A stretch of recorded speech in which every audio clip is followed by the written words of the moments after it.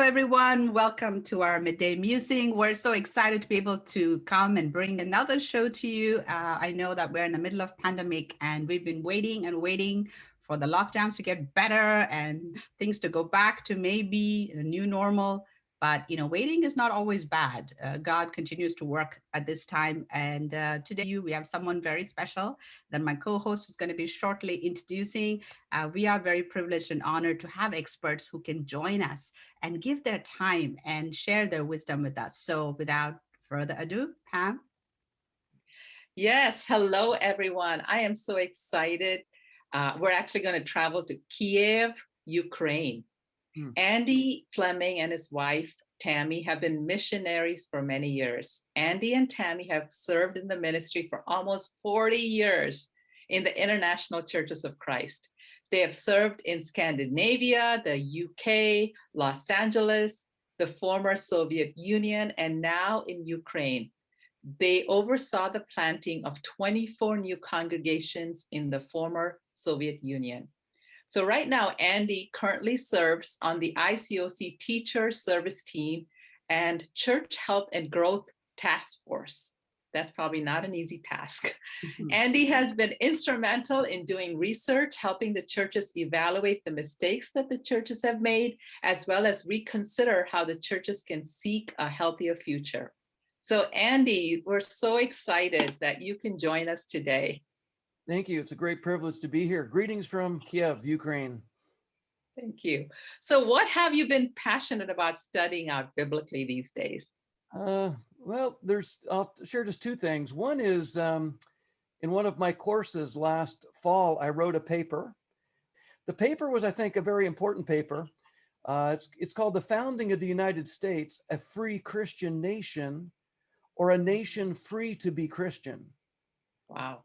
And what I was examining was the myth that America was founded as a Christian nation. This myth, it's so important for us to understand it, because if it's true, then there's a lot of questions we have about why the United States operates the way that it does.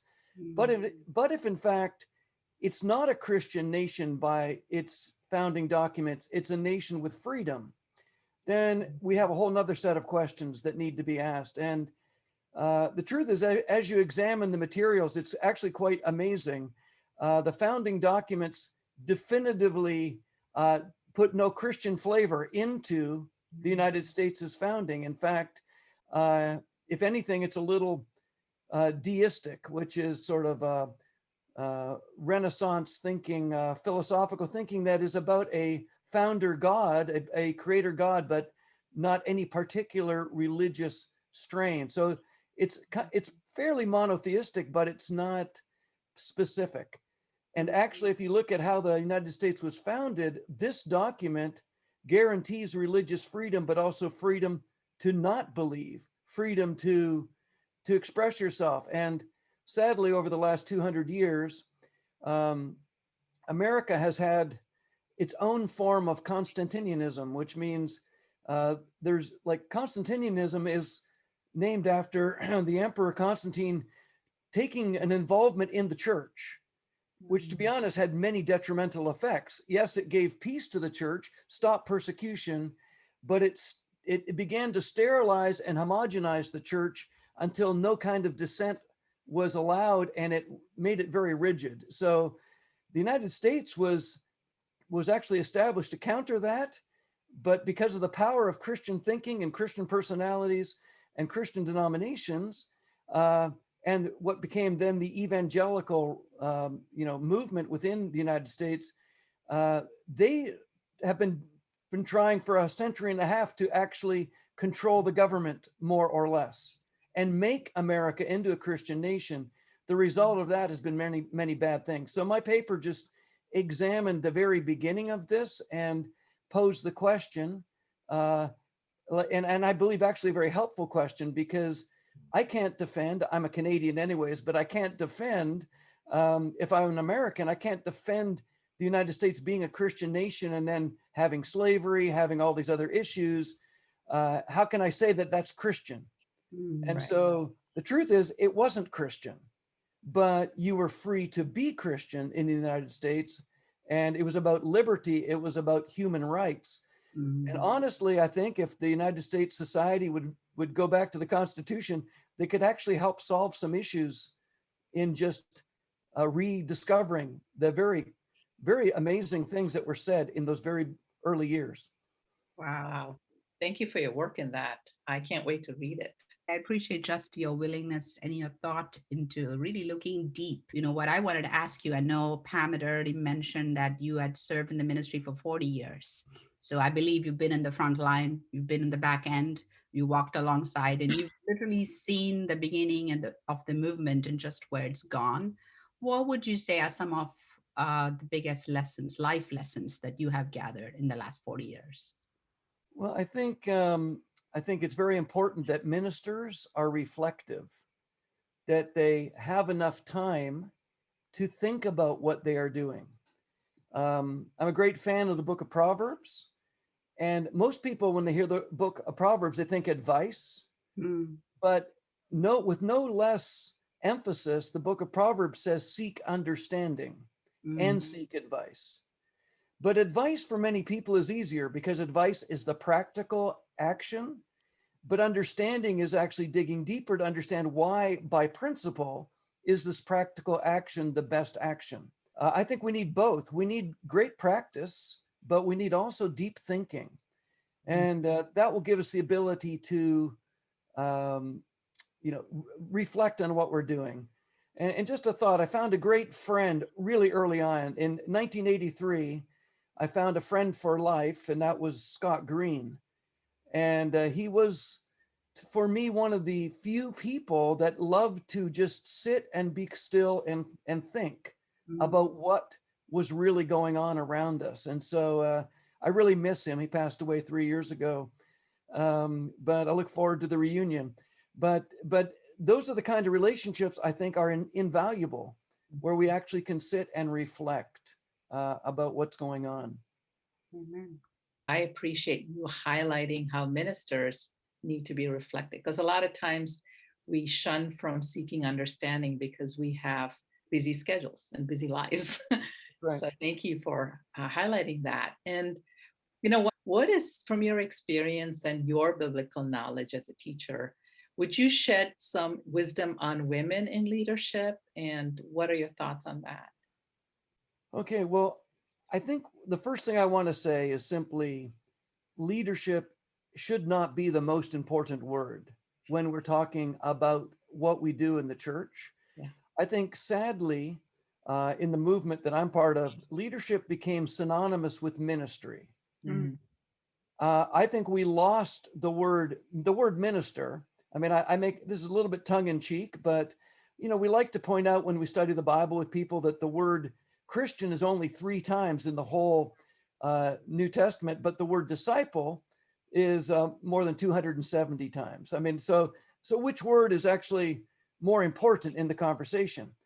The same could be said for the word leader. The word leader is legitimately used 5 times, but the word minister is used 60 times. And I think we need to understand the word minister is not just leadership. Ministry in Scripture is the serving. It's a specific kind of serving to meet a need. And so when you are a minister to another person, their needs defined your ministry. So we really have to have a needs-oriented ministry. To be led, to have leadership, to have organization is also a need. But before I would answer the question about women in leadership, I would just want to say the real question is how about women in ministry? And if we make, I mean, one of the, again, a little tongue in cheek, but I think you have to get a little humor if you're going to look at your past and learn from it. The Great Commission is to go and make disciples. But if evangelism is the only emphasis of the church, then the Great Commission becomes go and make apostles. And everyone has to be an apostle, which we actually know from Scripture, not everybody is an apostle. Like that never was the case. But we start to have these expectations that are all focusing on one function and one need, rather than on the greater need of building diversity, of building body, of building breadth to the church. And so when you look at the word ministry in the church, then you start to see just how the different parts of the body work together. But if you just think about it in terms of leadership, then we get narrow in our thinking. Mm-hmm. So I just want to throw up a little slide that will help this. So here's a little slide, and this is just how I taught this actually in the International Churches of Christ to the West Coast Elders meeting a few years ago. Really, I was talking to them about training elders, and the point is that just serving in the church is the elder training ministry, because elders are people recognized for life service. They're recognized for who they are. Because of our Western mindset, we like to have training programs, and we like, degrees, and we like all this kind of stuff. But actually, I just think building the church is what we really need. And so there's a lot in this diagram. I'll make sure just a copy of this is available.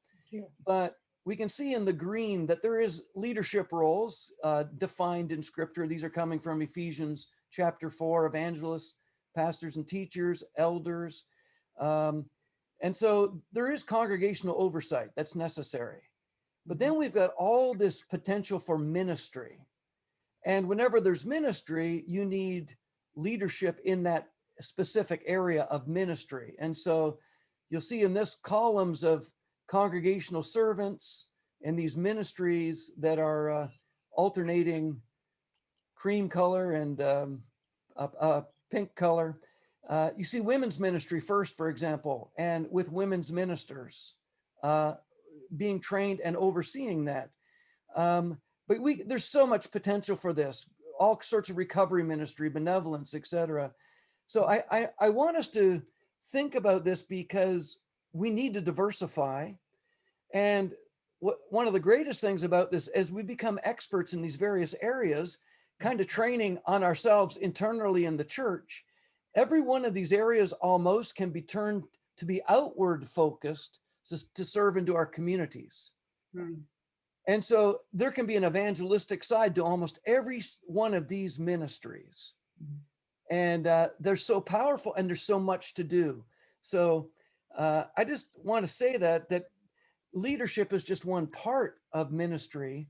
It's an important part, like a quarterback on a football team is important, but you can't have a football team with just a quarterback. You've got to have a lot more. And so I think because of our mission mindedness, it elevates certain positions, but that's not bad unless it actually diminishes other positions. And so I'm more of a broader thinker, a broader builder.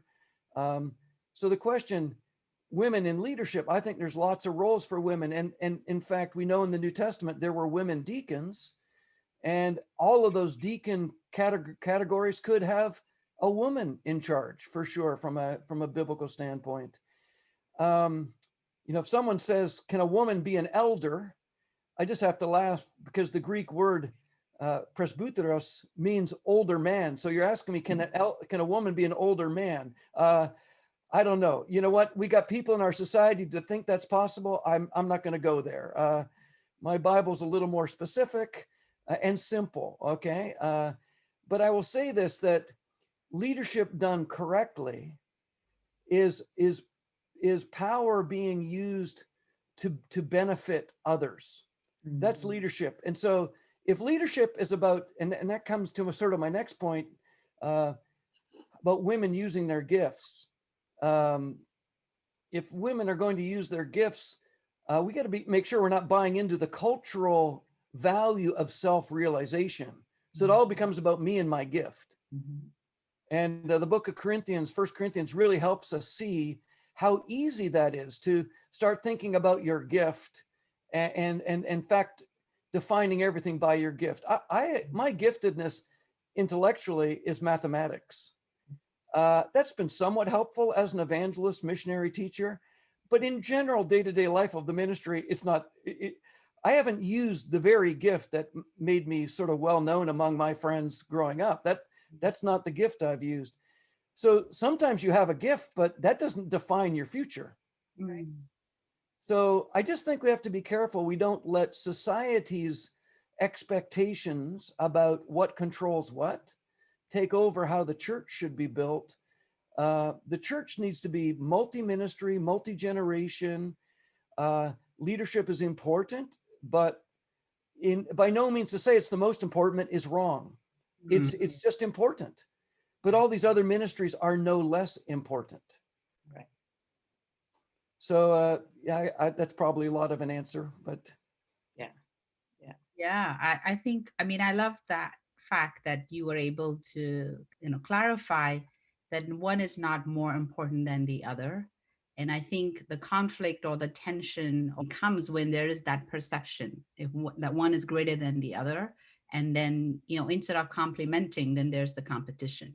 And so I love the way you were able to just kind of break it down and look at it from, like, I don't know, helicopter view. And so thank you for that.